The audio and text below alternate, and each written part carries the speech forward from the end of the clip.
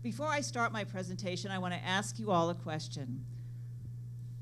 Of the following factors, which one of these do you think is the best predictor of college completion?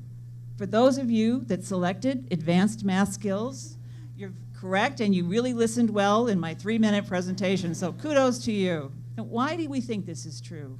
Well, I can give you several reasons right off the top of my head. First of all, technology has given us all a lot of data on a daily basis that we have to use to make decisions. So having numerical fluency gives you the toolkit that you need to cross through any discipline, process information, and make decisions.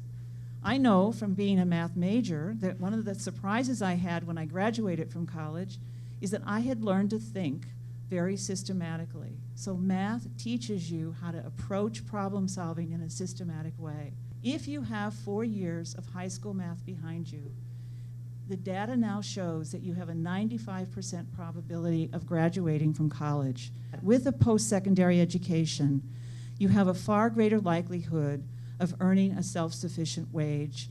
So our goal at MathPOWER is math achievement for all.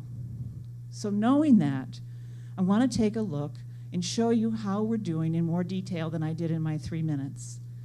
But we're going to take a look at the 8th grade performance by students in the state and in an urban area like Boston to look at how students are scoring at the proficient level, what percentage of them are scoring at the proficient level or higher in math.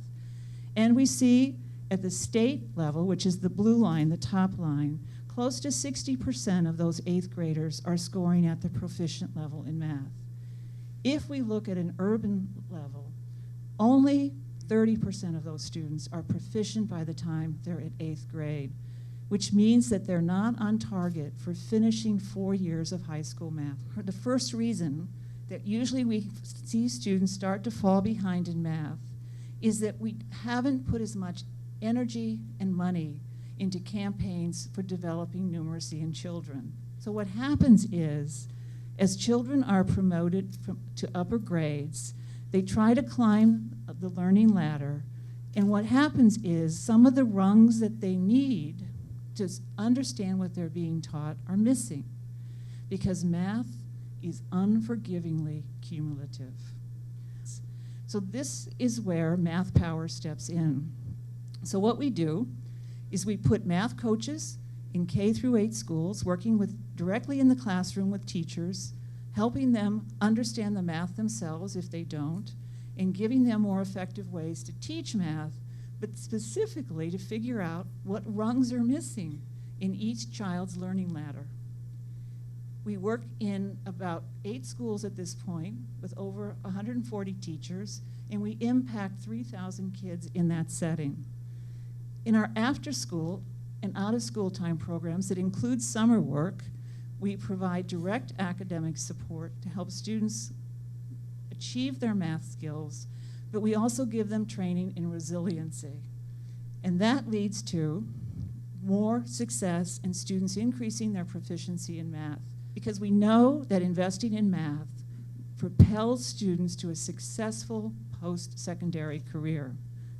What we actually do is we put these learning rungs back in place from our various intervention strategies so that all students can climb that ladder of learning.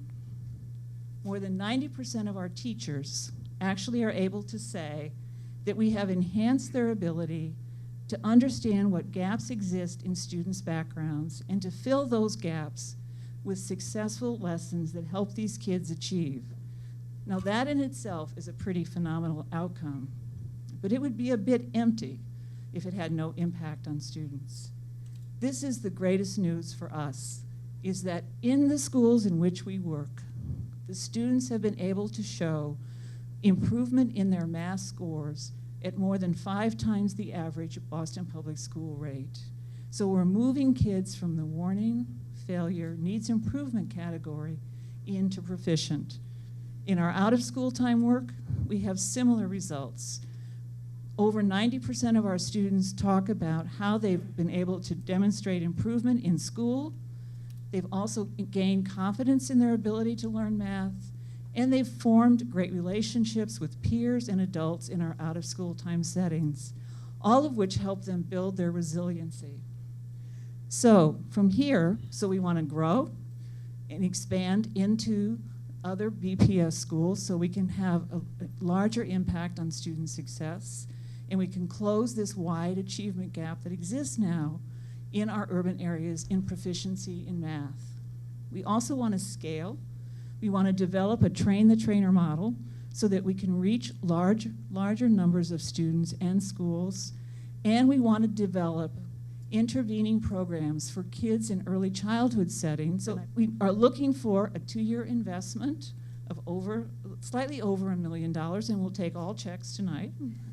So in closing, what I want to leave you with is the thought that what our goal here is to make it possible for all students to put this set of wonderful skills in their academic backpack so they can all be successful in college. So thank you, and I look forward to talking to you later.